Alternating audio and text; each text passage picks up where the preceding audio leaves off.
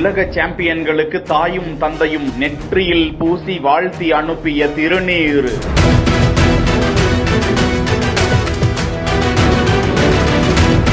பிரக்யானந்தாவுடன் போட்டியிடங்களுக்கு கூடவே சென்ற தாய் வழி அனுப்பும் போது குழந்தையை பிரிதலின் அழுகையை சுமந்து வாழ்த்தி அனுப்பும் குகேஷின் தந்தை.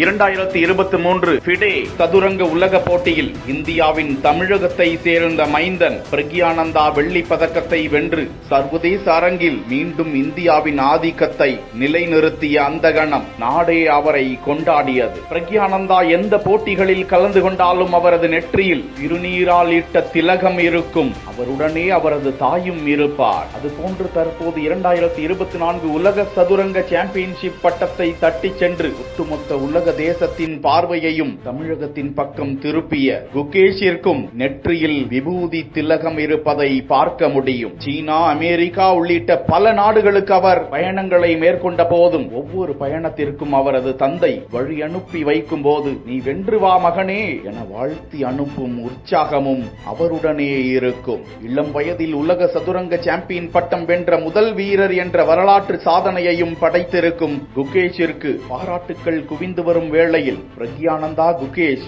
இருவரது பக்திக்கும் அவரது பெற்றோர்களின் ஆசீர்வாதத்திற்கும் பெற்றோர்கள் வளர்த்திட்ட முத்தான பிள்ளைகளுக்கும் அந்த பெற்றோர்களுக்கும் வாழ்த்துக்கள் குவிந்து வருகின்றன.